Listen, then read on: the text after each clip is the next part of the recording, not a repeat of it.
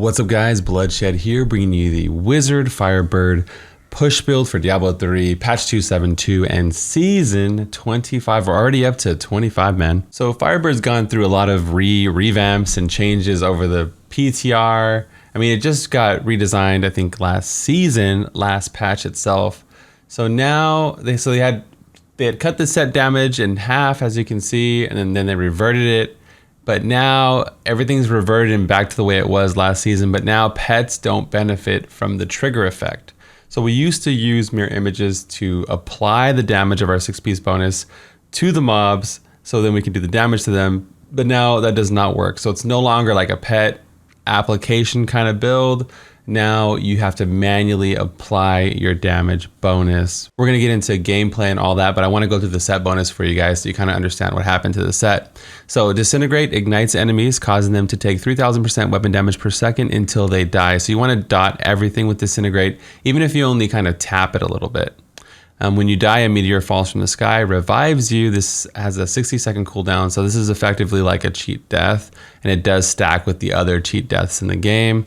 The 4-piece bonus, casting Disintegrate, adds combustion stacks that reduce the cooldown and teleport by up to 50 times, and you gain damage reduction. So really tanky, and you have unlimited teleports after you just cast Disintegrate. And again, you just have to kind of tap it, and then it resets the stack.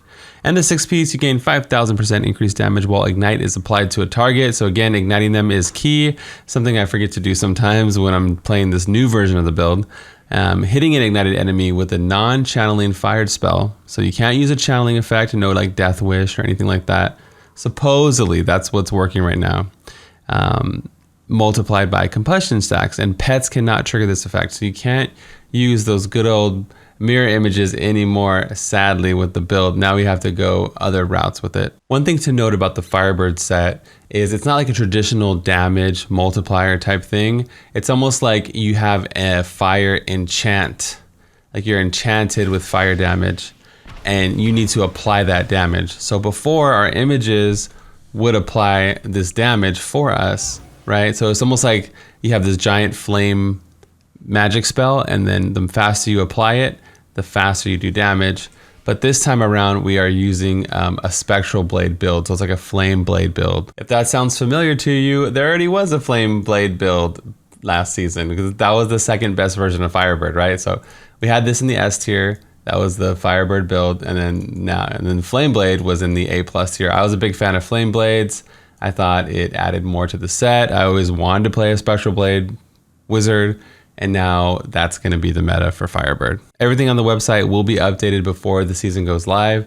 So right before the season starts, just check the website for the latest and greatest versions of all the builds. Also, if you could do me a favor and hit a like on the video, man, I would really appreciate that. Okay, so here's some footage of my clear. This is the GR120. We always use 800 Paragon, no augments, level 3 soul shard gems. Not only is it like kind of low level testing with low main stat, it just allows me to use the same kind of, requirements on every build. That way you get a nice picture of how they perform at the same power level, right? So yeah, this is what I've just been using, and I like doing it, and it gives everyone a different idea of what they can achieve with similar results. So anyway, like we said, you want to dot everything. And what you want to do is hold down Flame Blade through Fire Cycle. That's like your main damage buff. So sometimes I set up a little bit, and then it would just kill that during Fire Cycle. You always want to try to get an Oculus Ring like with every build in the game, but you also want to hold down that Flame Blade through your Fire Cycle. So as you would guess, we're stacking tons and tons of attack speed. We're even using the new soul shards. We'll get into the gear and everything like that. You want to get even the new soul shards I'm using, you need that attack speed. Kind of like a frenzy barb, right? If you saw the frenzy video where you played frenzy in the past, it's similar to where the faster you attack, the more damage you do. Pretty simple, right? So I'm just kind of porting around. Again, you have unlimited teleports, trying to tag everything that I can and watching my COE cycle. I am DPSing whenever I have a second. Also, we'll get into the rotation too, but you want to keep up your explosive blast. We're using the Orb of Infinite Depth, so that's going to give us, damage reduction and damage increase. So all in all, this build is not chill like it used to be. It's active like it used to be because this build's already been in the game. But yeah, so it's not a channeling build anymore. So a lot of you guys will be happy, a lot of you guys will be sad. If you want to play a chill channeling build, then Twister Wizard is, it's the God mode tank, never die. I don't know if I'll have time to get the video out for Twister Wizard, but it's similar to Wave of Light, where Inez is the king, the rock star that everybody knows, but Wave of Light is still amazing, almost just as strong, right? I mean, it's like up there in the S tier. Firebird is the king that everybody knows, but Lawn Twister is really insane, really tanky, and that's your chill channeling build for right now. So this is way more active. You need to keep up your cooldowns. You got to keep up Black Hole. You got to keep up, your Explosive Blast, and you got to make sure you're DPSing in Fire Cycle and all that stuff, and your positioning. But Wizard's still tanky. You still got the shields. I always play the tanky version of it because I do play hardcore. So yeah, pretty good build, fun overall. You can beast the Rift Guardian. I might as well let it play from here, right? So you might be able to get away with not using Stricken. I'm currently using Stricken in this iteration of the build. Again, I like to, when I spawn the Rift Guardian, I like to put them down in the dirt. I don't want to have this where I have to fish all the time for a specific Rift Guardian. That really triggers me. So I'll usually bring Stricken in almost every build, unless they just have, really ridiculous. I mean, even in Frenzy Barb, I bring it, right? Just look at, crazy single target. You guys are good. And this is me using Stricken here. So I'll just show you the gear from the actual clear, I guess, and show you what I was using for the clear. We did a 120 in 10 minutes with the build, and that's, like my first or second run. I feel like now I can get it all the way down to like 7, 6, 7. All these clears that I show you, I don't sit here and fish all day. I usually do it in 1 or 2, and then we move on because we have to test like 50 builds. So it takes time, I got to keep it moving. But yeah, Flame Blade, Chaos Nexus, Safe Passage for damage reduction, Chain Reaction to keep up the Orb of Infinite Depth, Black Hole, Spell Steal. It allows them to do less damage to you and allows us to do more damage. And then Deflection keeps up shields. I like Ash Nagars.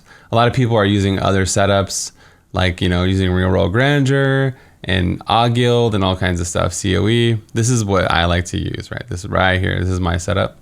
I'm using, in this clear, we use the attack speed Soul Shard for that extra damage, right? We are an attack speed build.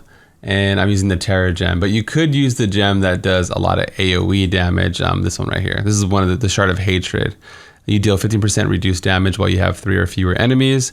If there's more than 3 enemies, though, you deal 10% damage or 15%, damage if you have the other affix to go with it. So this one's really good for wave clear. When we're already a B single target build, this helps us with wave clear. So this might be the final gem that I go with. But yeah, I'll just show you what I was doing here. Remember, check the website for the latest and greatest. We're using the Shame of Dalsir for the attack speed, focus and restraint, because we're constantly using a generator, a primary skill, and a secondary skill with EB. So it's just constantly triggering on its own. You don't have to think about it. The shields work great also with Galvanizing Ward, pretty insane. You do have room to change the furnace out if you don't want to use it. Like if you want to use Echoing Fury or something even more bonkers. I've been looking at different combos also. So lots of leeway here, If you're doing speeds, you can maybe drop Aquila, go Mage Fist, or something for more damage. I like red gems because they give me armor, but Wizard's so tanky. If you're playing softcore, maybe you go for the damage gems there. For legendary gems, Gogok's great. It gives us a little bit of cooldown, which does help, with EB and teleport. That attack speed that we were talking about, dodge makes us more tanky. Trapped, right? Because we're going to be close, getting that nice damage increase, and then Stricken for the Rift Guardian. You can, like I said, you can drop Stricken and use whatever you like maybe Pain Enhancer for just extra cracked out more attack speed. I also like Conflag for the crit, but I might change this to something else. If you do go with a poison gem for whatever reason, then remember you have to roll poison as a primary damage there. But I have another video coming up with Wizard speed builds in it, and you'll see one of my favorite Firebird speed builds. So if you're going to main this next season, you've been dying to play a Spectral Blade Wizard, I have a nice speed build for you guys. And then I'll probably showcase a few more, just like I did with the Monk, maybe 2 or 3 per class. I don't know if I'll be able to get to all of them because the PTR is supposedly going down today when you're watching this. So then that limits the amount of testing I can do because as soon as the PTR goes down, I can't use these fun gem toys anymore. But thank you guys so much for supporting the content, checking me out on the stream, twitch.tv/bloodshed. I stream there pretty much 5-6 days a week. And that's it. I'm out of here. Peace.